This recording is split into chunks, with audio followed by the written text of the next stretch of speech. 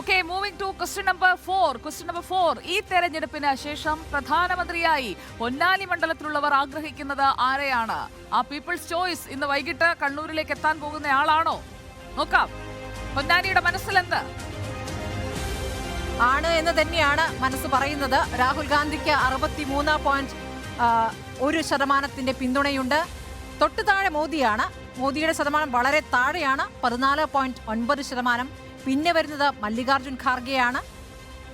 എന്ന് പറയുമ്പോഴത്തേക്ക് നോക്കൂ, 63.1% ആളുകൾ, 63% ആളുകൾ രാഹുൽ ഗാന്ധിയെ ഇന്ത്യയുടെ പ്രധാനമന്ത്രിയായി കാണുന്നു.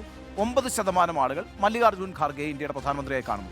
വലിയ വ്യത്യാസമില്ല, അത് കോൺഗ്രസ് മൈൻഡ് തന്നെയാണ്. എന്ന് പറയുമ്പോൾ 72% ആളുകൾ ഒരു കോൺഗ്രസ് പ്രധാനമന്ത്രിയെ സ്വപ്നം കാണുന്ന മണ്ഡലമാണ് പൊന്നാനി എന്ന് പറയുമ്പോൾ ഉറപ്പല്ലേ ടി മുഹമ്മദ് ബഷീർ നോട്ട് എന്നുള്ളത്? യാതൊരു സംശയവും കാര്യത്തിൽ. മറ്റു മണ്ഡലങ്ങളിൽ നിന്ന് വ്യത്യസ്തമായ ചില പുതിയ പേരുകൾ കൂടി ഇതിൽ കടന്നു വന്നിട്ടുണ്ട്.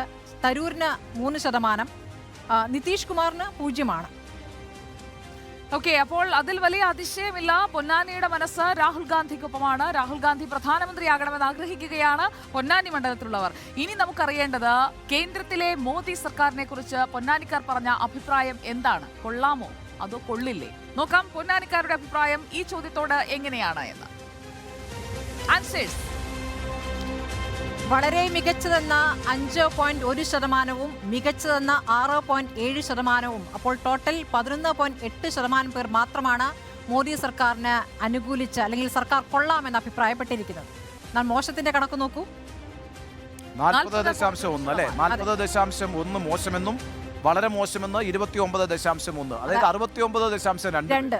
അപ്പൊ 70 കൂട്ടാം. 70. അപ്പൊ 70% ആളുകളും കേന്ദ്ര സർക്കാരിനെതിരാണ്. 70% ആളുകൾ കേന്ദ്ര സർക്കാരിനെതിരായിരിക്കുന്നു. 72% ആളുകൾ ഒരു കോൺഗ്രസ് പ്രധാനമന്ത്രി ഇന്ത്യയിൽ ഉണ്ടാകണമെന്ന് ആഗ്രഹിക്കുന്നു. അപ്പോൾ അവിടെ വളരെ ക്ലിയർ ഇൻഡിക്കേഷൻ, ഈ പറയുന്ന രാജ്യത്തിന്റെ നരേന്ദ്രമോദിക്കെതിരായിട്ടുള്ള വോട്ട്, NDA സർക്കാരിനെതിരായിട്ടുള്ള വോട്ട്, കോൺഗ്രസിന് അനുകൂലമായ വോട്ട് എന്ന് പറയുമ്പോൾ അത് ഈട്ടിക്ക് വേണ്ടി പോൾ ചെയ്യപ്പെടുന്ന വോട്ടാണ്.